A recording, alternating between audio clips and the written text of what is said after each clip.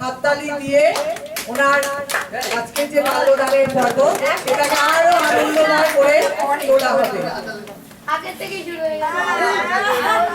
সবাই মিলে হাততালি দিয়ে এই অনুষ্ঠানটাকে আরো আনন্দময় করে তুলুন।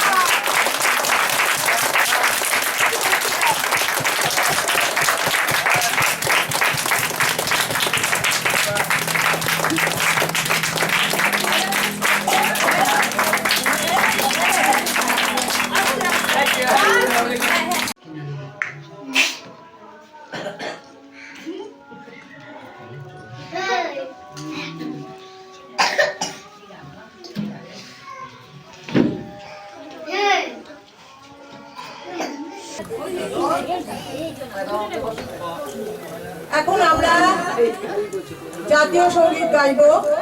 আমরা সমস্ত টিচাররা মিলে জাতীয় সঙ্গীত গাইব, বাচ্চারাও আমাদের সঙ্গে গাইবে, ঠিক আছে? গার্জিয়ান সবাই মিলে আমরা কিন্তু এখন জাতীয় সঙ্গীত গাইব। সবাই উঠে দাঁড়াবে, সবাই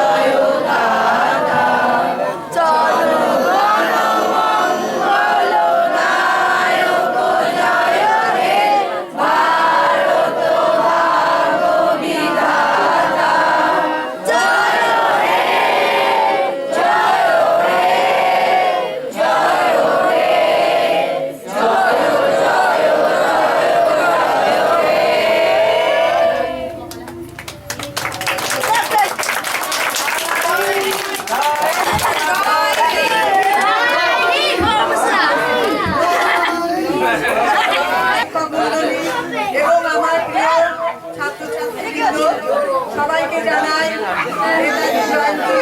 আজ 23শে জানুয়ারি ভারতের স্বাধীনতা সংগ্রামের কিংবদন্তি নেতা নেতাজি সুভাষচন্দ্র বসুর জন্মদিন। দেশকে পরাধীনতার গ্লানি থেকে মুক্তি দিতে নিজের সমগ্র জীবন উৎসর্গ করেছিলেন এই বঙ্গ সন্তান। ভারতবাসী নেতাজির কাছে চিরকৃতজ্ঞ, সশ্রদ্ধ চিত্তে তাকে স্মরণ ও বরণ করে। 1997 সালের 23শে জানুয়ারি উড়িষ্যা রাজ্যের কটক শহরে জন্মগ্রহণ করেন সুভাষচন্দ্র বসু। তিনি নেতাজি নামে সমধিক পরিচিত। তার মাতা প্রভাবতী দেবী এবং পিতা বাঙালি দেশের কাছেই সাহায্য চেয়েছিলেন।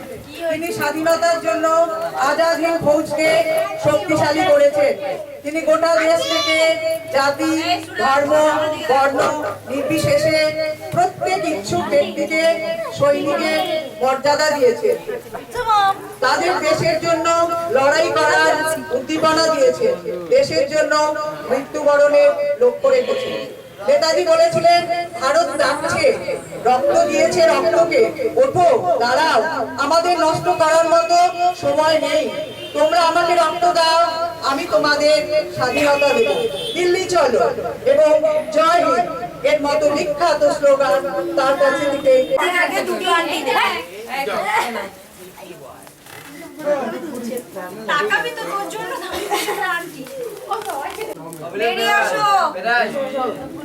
আমি তোমার বুঝছি তো সেই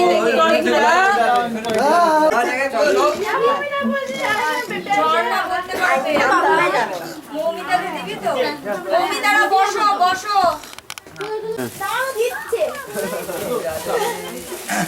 সবাই